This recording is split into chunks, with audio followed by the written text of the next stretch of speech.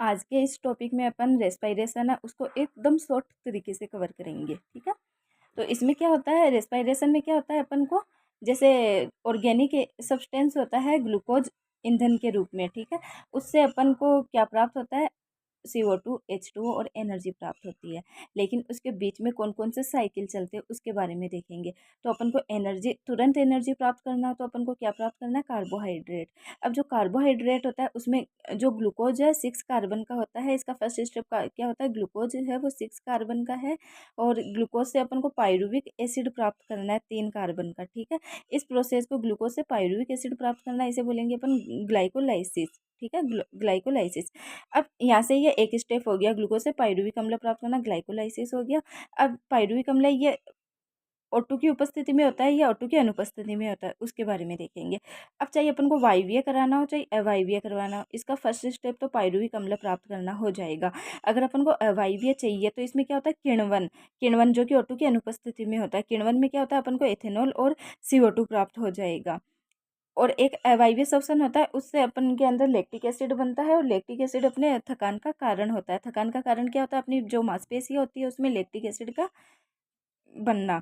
फिर होता है पायरुविक अम्ल, उसका वायवीय में, अगर पायरुविक अम्ल O2 की उपस्थिति में या वायवीय श्वसन करता है तो क्या होगा, इसमें होता है एसिटाइल कोएंजाइम ए बनता है।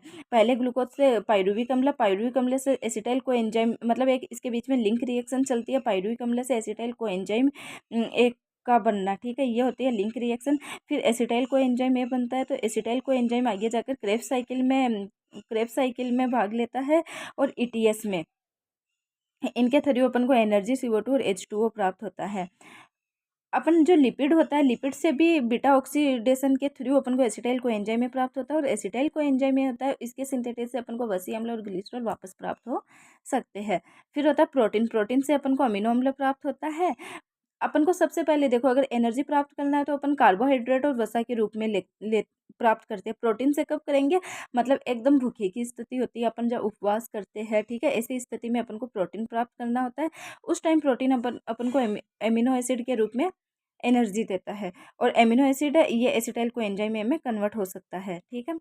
और फिर जो प्रोटीन से एमिनो अम्ल बना है, ये एमिनो एसिड है, ये है ना, एमिनो एसिड से ग्लूकोज का निर्माण होना क्या कहलाता है, ग्लूकोनियोजेनेसिस। ग्लूकोनियोजेनेसिस क्या होता है, ग्लूको मीन्स ग्लूकोज और नियो मीन्स नए तरीके से, जेनेसिस मीन्स सिंथेसिस, ठीक है।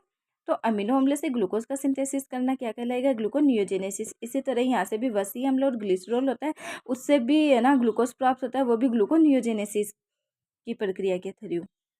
ओके, तो इसमें अपन जो रेस्पिरेशन है ये एक शॉर्ट तरीके से देखा है कि किस तरीके से अपन को एनर्जी प्राप्त होगी। बीच बीच में कई साइकिल चलते हैं जो कि अपन नेक्स्ट वीडियो में देखेंगे।